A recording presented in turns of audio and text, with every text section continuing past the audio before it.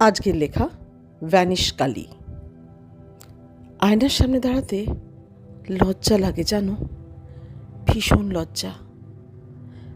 আমি কত বছর হয়ে গেল নিজের শরীরকে নিরীক্ষণ করিনি।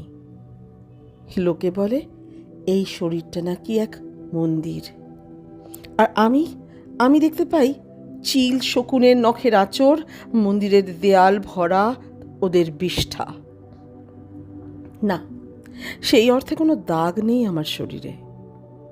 থাকলে বোধহয় ভালো হতো, হয়তোবা কোনোভাবে তাকে মুছে ফেলা যেত।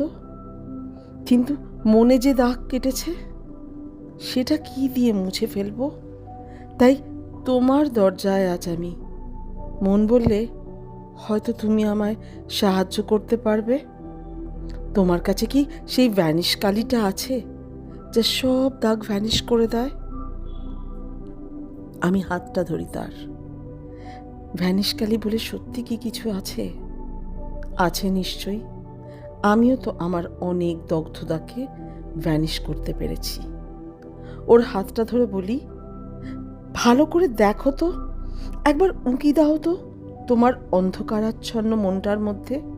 দেখো তো দেখতে পাও কি না এত বছরের যন্ত্রণার ধুলোয় চাপা পড়ে যাওয়া ভ্যানিশ কালিটা। হয়তো খুঁজে পাবে তোমারই মনের গভীরে। কথা দেয় সে খুঁজবে, সময় লাগলেও সে খুঁজবে, আমি জানি। সে ঠিক খুঁজে পাবে তার ভ্যানিশ কালি। আর সেদিন সে অবশ্যই নিজেকে নিরীক্ষণ করবে আয়নার সামনে দাঁড়িয়ে দিনের আলোয়। আর সেদিন সেই আয়নায় হয়তো ভেসে উঠবে তার প্রতিচ্ছবি, যার ভালোবাসা আজও অপেক্ষা করে আছে।